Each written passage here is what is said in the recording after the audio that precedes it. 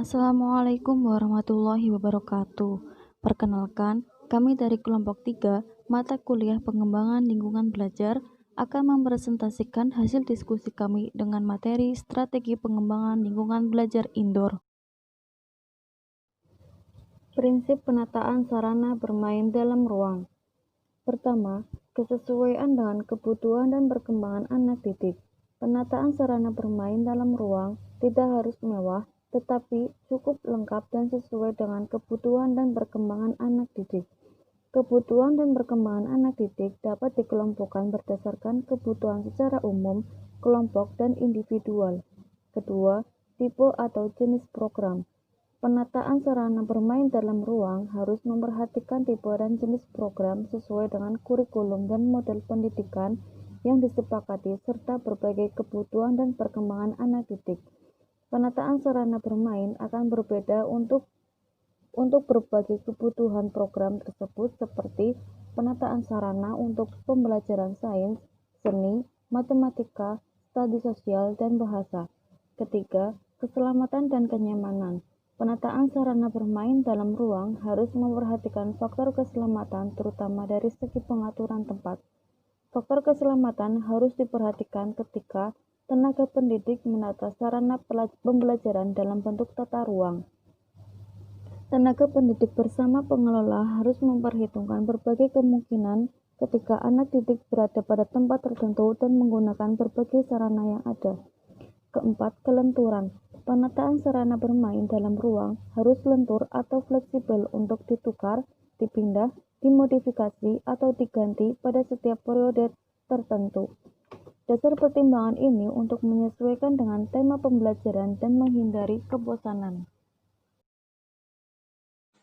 Jenis-jenis sarana bermain dalam ruangan indoor. Yang pertama adalah main sensori motor. Adalah permainan yang memfungsikan kelima panca indera anak didik seperti perabaan, pengecapan, pendengaran, penglihatan, dan penciuman. Yang kedua, main peran atau main simbolik. Adalah permainan yang meningkatkan kemampuan anak didik untuk berimajinasi, berinteraksi sosial, dan mengekspresikan pengalamannya dalam main peran mikro dan makro. Yang ketiga adalah main pembangunan. Adalah permainan yang mendukung anak didik untuk mengembangkan dan mewujudkan gagasan atau ide yang ada dalam pikirannya menjadi hasil karya. Saya Betty Nuha Amin akan membahas tentang menata ruang belajar indoor. Yang pertama, jumlah anak yang akan dilayani, kebutuhan gerak setiap anak 3 meter persegi di luar yang terpakai loker dan perabotan lainnya. Kedua, antar ruang kegiatan dibatasi oleh loker setinggi anak saat berdiri agar dapat diobservasi oleh guru secara menyeluruh. 3. Sentra balok dan sentra main peran saling berdekatan. 4. Sentra seni dan sentra main bahan alam berdekatan. 5. Buku ditempatkan di setiap sentra atau di tempat tertentu yang mudah dijangkau semua anak. 6. Sentra musik dan sentra gerak lagu di tempat pijakan sebelum main, tempat semua anak berkumpul. 7. Cahaya, sirkulasi udara, sanitari, dan lantai atau karpet bebas dari debu, kutu, jamur. 8. Penggunaan cat tembok dan kayu tidak mudah luntur saat dipegang oleh anak. 9. Lantai tidak berbahan licin dan harusnya mudah dibersihkan. 10. Stop kontak tidak mudah dijangkau anak. 11. Pegangan pintu setinggi jangkauan anak, kecuali pintu pagar setinggi jangkauan orang dewasa. 12. Dinding sebaiknya tidak dilukis permanen. Warna perabot dan dinding menggunakan warna natural. 13. Bebas dari asap rokok, bahan pestisida dan toksin.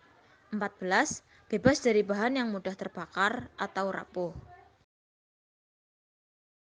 Pemilihan perlengkapan belajar indoor. Yang pertama, pilihlah alat main anak berdasarkan dengan usia anak.